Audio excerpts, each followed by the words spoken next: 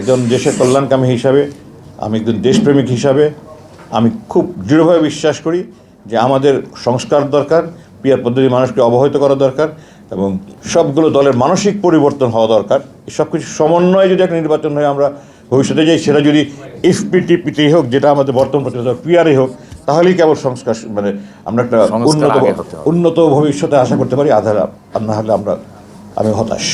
আমার জোশ আছে, আমি বেহুশ হইনি এখনো। আমি হুশ নিয়ে অবস্থা পর্যবেক্ষণ করছি। আমাকে অনেক সিনিয়র জেনারেল, এমনকি জেনারেল নুরুদ্দিন, যিনি আমি সেনাবাহিনীতে ঢোকার আগে জেনারেল ছিলেন, আপনারা জানেন, সেনাপ্রধান ছিলেন 4 বছর, মন্ত্রী ছিলেন, উনিও আমাকে ডেকে বলেছেন তুমি কেন রাজনীতিতে নামছো না। প্রায় আমাকে সিনিয়র অফিসাররা বলেন।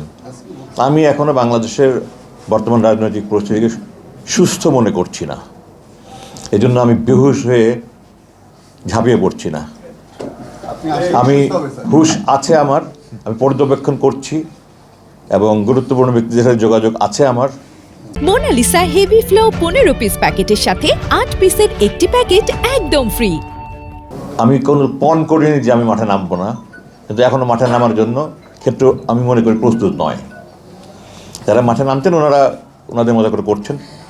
আমি তো আর ওনাদের চিন্তায় নিশ্চিতভাবে আমি ওনাদের চিন্তায় প্রভাবিত হয়ে আমি আমার চিন্তাধারা সঠিকভাবে নিয়ন্ত্রণ করতে পারবো এটা আমি মনে করি না। আমি আমার চিন্তাধারা অনুযায়ী আমাকে নিয়ন্ত্রণ করব।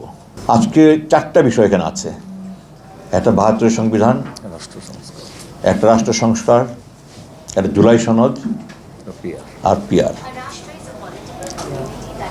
এগুলোর এক একটা নিয়ে দিনের পর দিন ওয়ার্কশপ করা যায়। এইখানে এত সংক্ষিপ্ত পরিসরে, এত সংক্ষিপ্ত সময় 4টা নিয়ে আলোচনার জন্য নির্ধারণ করাটাও আমি মনে করি সঠিক হয়নি। এই জন্য একটার উপরে করা উচিত ছিল। আমরা ফোকাস থাকতে পারি না। আমরা মানে আমি যেটা বলি, উই এইম টু হাই। আমরা অনেক বেশি লফটি আইডিয়া, অনেক বেশি উঁচু আশা নিয়ে কাজ শুরু করি, কিন্তু আমরা খুব অল্পই আমরা অর্জন করতে পারি। আমরা যদি একটা বিষয় নিয়ে আলোপ করি এবং ওইটা নিয়ে গভীরে যাই তাহলে ভালো হতো। যাই হোক, আমি 4টা নিয়ে সংক্ষিপ্তভাবে কিছু বলবো। প্রথমে হলো 72 সংবিধান। সংবিধানটা কি? সংবিধানকে বলা হয় সুপ্রিম ল, যেটা জনগণের আশা আকাঙ্ক্ষার প্রতিফলন ঘটাবে। আওয়ামী লীগ যে 1970 সালের নির্বাচনে বিজয় লাভ করলো এবং এরপরে 72 সংবিধান বানালো। এই 1970 সালের নির্বাচন হয়েছিল লিগ্যাল ফ্রেমওয়ার্ক অর্ডারের মাধ্যমে, যেটাতে আওয়ামী লীগের 6 দফা ম্যানিফেস্টো ছিল। পাকিস্তানের শাসনতন্ত্র বা গঠনতন্ত্র দিয়ে, পাকিস্তানের সংবিধান দিয়ে পাকিস্তান রাষ্ট্র চালানো। স্বাধীন রাষ্ট্র চালানোর জন্য তারা জনগণের ম্যান্ডেট নেয়নি, একটা সংবিধান প্রণয়নের জন্য তারা জনগণের ম্যান্ডেট নেয়নি। পাকিস্তান সেনাবাহিনী অপারেশন সার্চলাইটের মাধ্যমে 25শে মার্চ আমাদের উপরে ঝাঁপিয়ে পড়েছে। আমরা যুদ্ধ করতে বাধ্য হয়েছি, যুদ্ধ করেছি, স্বাধীন হয়েছি। এর কোনো বিকল্প ছিল না তখন। কিন্তু জনগণ তো তখন পর্যন্ত তাদেরকে নতুন সংবিধান প্রণয়নের জন্য কোনো ম্যান্ডেট দেয়নি।